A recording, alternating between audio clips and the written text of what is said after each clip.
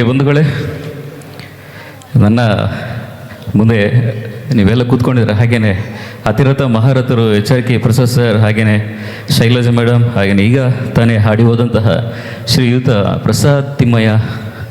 ಅದೇನೋ ಹುಡುಗರಿಗೆ ಮೋಡಿ ಮಾಡಿದ್ರೆ ಗೊತ್ತಿಲ್ಲ, ಸ್ಟೇಜ್ ಅಂತೂ ಕಂಪ್ಲೀಟಾಗಿ ಒಂಥರ ಸೈಲೆನ್ಸ್ ಆಗಿಬಿಟ್ಟಿದೆ, ಏನು ಸದ್ದೇ ಬರ್ತಾ ಇಲ್ಲ. ನಾವು ಮೋಸ್ಟ್ಲಿ ಇವಾಗ ಹುಡುಗರಿಗೆ ಮಾತ್ರ ಹಾಡ್ಬೋದು ಕಾಣಿಸ್ತದೆ, ಯಾಕಂದರೆ ಹುಡುಗಿಗೆ ನಾವು ಏನು ಹಾಡಿದ್ರೆ ಇವಾಗ ಹತ್ತಿರ ಬರೋಲ್ಲ ಅದು, ಯಾಕೆಂದರೆ ಅಂತಹ ಒಂದು ಮೋಡಿ ಮಾಡಿ ಹೋಗಿದ್ದಾರೆ ನಮ್ಮ ಪ್ರಳಯಾಂತಕ ಪ್ರಸಾದ್ ತಿಮ್ಮಯ್ಯವರು.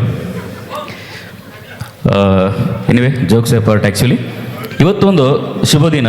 ನಮ್ಮ ಕನ್ನಡ ಕೋಗಿಲೆಯ ನಮ್ಮ ಹುಸೇನ್ ಸರ್ ಇವರ ನಾಯಕತ್ವದಲ್ಲಿ, ಅವರ ಒಂದು ಮುಂದಾಳತ್ವದಲ್ಲಿ ಈ ಒಂದು ಅದ್ಭುತವಾದ ವೇದಿಕೆ ಸಜ್ಜಾಗಿದೆ ನಿಮ್ಮೆಲ್ಲರ ಮುಂದೆ. ಎಷ್ಟೋ ಮಂದಿ ಅದ್ಭುತವಾದ ಹಾಡುಗಾರರು ಹಾಗೆಯೇ ಹಾಡಿ ಹೋಗಿದ್ದಾರೆ. ಇನ್ನೂ ಕೂಡ ಸುಮಾರು ನೂರಾರು ಹಾಡುಗಳು ಈ ಒಂದು ವೇದಿಕೆಯಲ್ಲಿ ಸಂಜೆ ತನಕ ಮೂಡಿ ಬರಲಿಕ್ಕಿದೆ.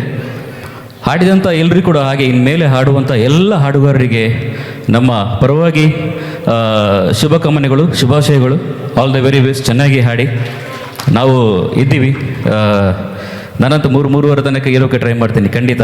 ಹಾಡೋದಕ್ಕಿಂತನೂ ನೀವೆಲ್ಲ ಹಾಡೋದು ನೋಡೋಕ್ಕೆ ನಮಗೆ ತುಂಬ ಭಾಳ ಇಷ್ಟ. ಸೊ ಕನ್ನಡ ಕೋಗಿಲೆ ಅನ್ನೋ ಒಂದು ಸಂಸ್ಥೆಯನ್ನು ಕಟ್ಟಿದಂತಹ ನಮ್ಮ ಹುಸೇನ್ ಸರ್ ಇವರಿಗೆ ನನ್ನ ಹೃದಯಾಂತರಾಳದ ಧನ್ಯವಾದಗಳು. ಅವರು ಹುಸೇನ್ ಸರ್ ನನಗೆ, ನಾವು ಕ್ರಿಕೆಟ್ ಟೀಮ್ನಲ್ಲಿ ಆಡ್ತಾ ಇದ್ದೀವಿ, ಯಜಮಾಡಿ ಮಂಗಳೂರು ಕಡೆ. ನಾವು ಮತ್ತು ಅವರು ಒಂದೇ ಟೀಮ್ನಲ್ಲಿ ಆಡಿದ್ದೀವಿ. ಸೊ ಅನಂತರ ಅವರು ದುಬೈಗೆ ಪಯಣ ಬೆಳೆಸಿದ್ರು, ನಾನು ಇಲ್ಲೇ ಇದ್ದೆ. ಸೊ ಹಾಗಾಗಿ ಅಲ್ಲಿ ಡಿಸ್ಕನೆಕ್ಷನ್ ಬಂತು.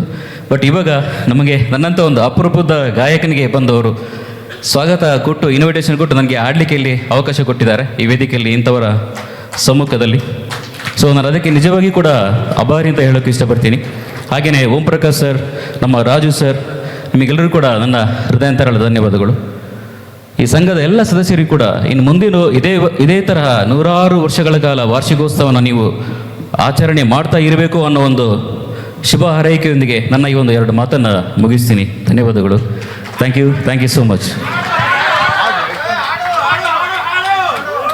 ಯಾವ ಸಾಂಗ್ ತಗೊಂತೀರಾ?